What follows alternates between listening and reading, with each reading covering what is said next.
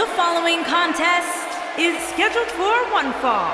Introducing first, from Glasgow, Scotland, Nick.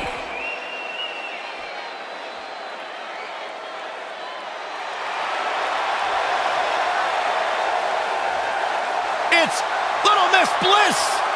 And her partner, from Columbus, Ohio, Bliss.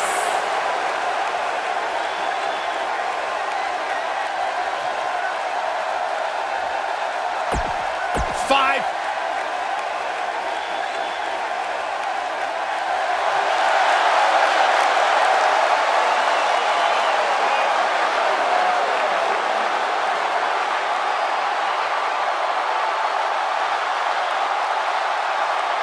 Welcome, the Empress of Tomorrow!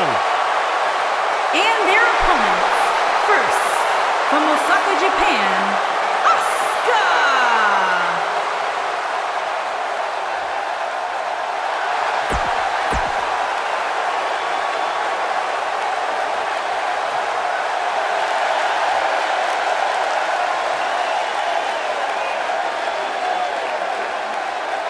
The Pirate Princess!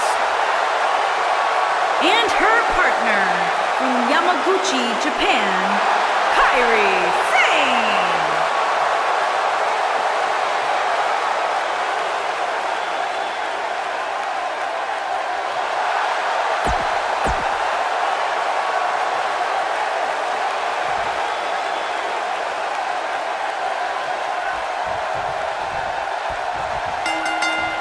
Here we go, folks, as we kick off this tag team match.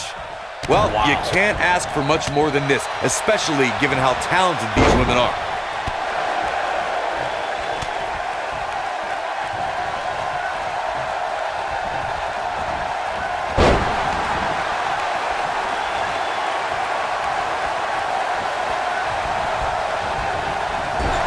Big elbow.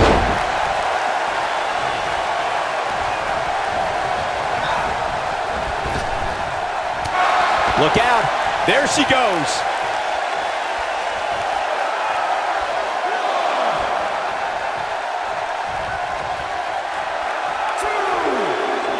When a superstar is in a tag team match and has endured heavy amounts of punishment, they must find a way back to their corner to tag their partner. Something that they have to try is doing create separation between them and their opponent. That space gives a superstar the ability to move and catch their breath. Big flying forearm. Oh, what a chop block.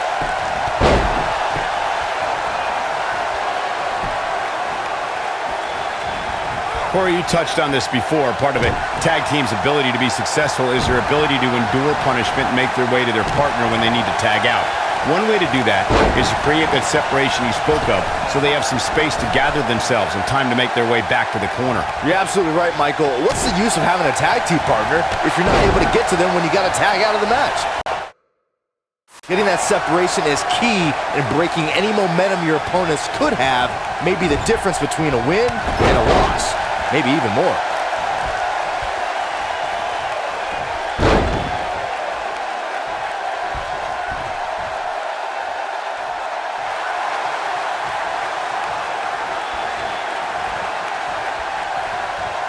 And she's trying to flip the script here. Easier said than done, Michael. Look at Asuka stalking her.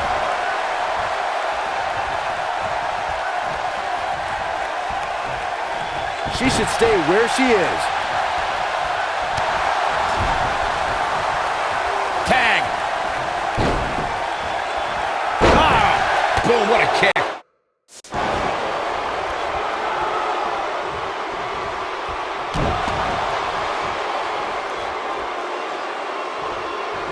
For many years, members of the WWE Universe and the WWE locker room have felt that tag team matches should have two referees. One referee is in the ring overseeing the action, and the other is located out on the floor, making sure teams follow the rules and do not engage in potentially damaging behavior. I think it's a good idea, something perhaps Mr. McMahon might want to consider. Oh, brutal. Byron, earlier you raised a point that people have been talking about for years, and that's a second referee being appointed to tag team matches. I remember WWE Hall of Famer and former WWE President Gorilla Monsoon used to express his strong advocacy for two referees being appointed to tag team matches. It's something that's been talked about for decades, Michael, and I don't think it's ever going to happen. We've seen it on occasion, but I think it's best to let the superstars be responsible for themselves. And the appointed official for the match needs to do the job they're paid to do. I don't think it's that much to ask. In May of 2017, SmackDown Live saw an incredible women's tag team match when Charlotte Flair and Becky Lynch squared off against welcoming committee members Natalya and Carmella. The rivalry between these women got so intense that Naomi was in Flair and Lynch's corner, and Tamina was in Natalya and Carmella's corner. Look at her go! I think only a group as treacherous as the welcoming committee could bring Becky Lynch and Charlotte Flair back together. Natalya's power set the tone for the match and gave her team an advantage. That was until Carmella's overconfidence let the Irish last kicker turn the tide and get back into the match. And then it was elementary from there for the Irish-born superstar. Naomi did an excellent job of making sure any quote-unquote committee nonsense cost her girls the match. Once Becky Lynch got Carmella locked in the disarmor, there was nothing for the Staten Island Princess to do but to tap out. And it didn't take long for that to happen. Alexa Bliss' jump to Raw has been a textbook example of division dominance. She won the Raw Women's Championship after only 19 days and kept an iron grip of the title for months afterward. You can see the confidence just beaming from her right now. And it's Asuka making a move. Oh, now look at Asuka. She could snap her arm. Is it enough, though? Michael, to say Bliss had a monopoly on the Raw Women's Championship is an understatement. She held that title for almost 4 months and then won the title. Double knees to the midsection. Now we're gonna... Oh, wow. This could be it, guys. And she's toying with her now. This could be it. Beautiful technique. Asuka needs a miracle. We've got to see that again, guys. So nice, you gotta see it twice. How did she kick out? Wow.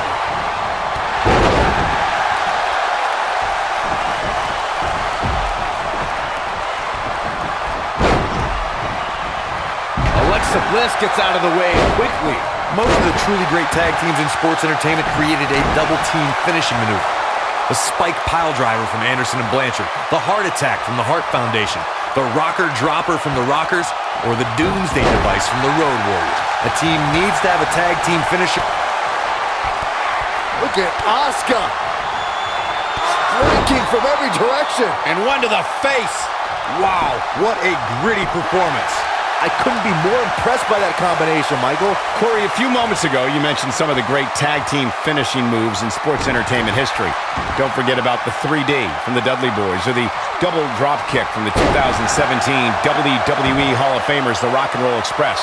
In tag team action, like in singles competition, once a duo nails their opponent with their finisher, that should signal the beginning of the end. It can take a long time for a tag team to decide on a double team finisher, but I agree. A team needs one, and it should be something that can be administered to any opponent.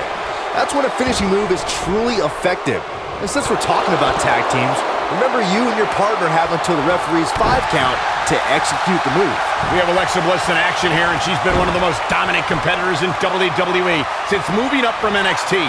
How can her competition earn a win here tonight? I'd say Bliss has one tiny flaw. Take it from the most unflappable commentator in Asuka. Bliss is out of it, guys. Actually, look at that. Nobody wants to face Asuka when she's rolling. Look at Asuka stalking her.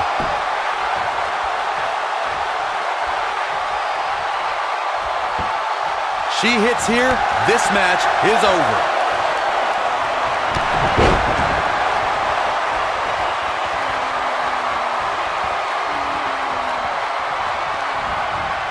During the rivalry between the Hardy Boys and Cesaro and Sheamus over the Raw Tag Team Championship, the teams became very familiar with one another. In June of 2017, the teams met in a 2 out of 3 falls bout on Monday Night Raw. The most important fall in a 2 out of 3 falls contest is the first fall. If a team can win the first fall, that sets the tone for the rest of the match, and your opponents are playing catch-up.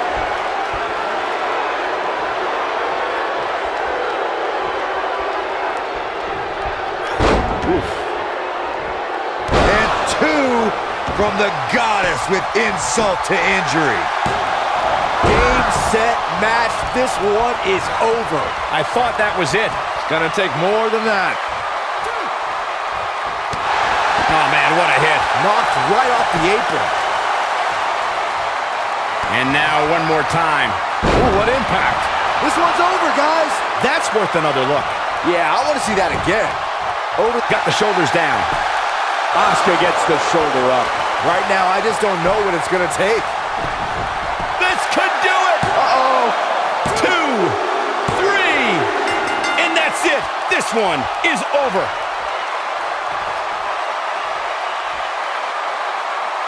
Whenever tag team is on the docket, the mayhem multiplies. Here's the proof. Highlight for one superstar, low light for another. She's taking care of business. Who could forget this? And last but not least,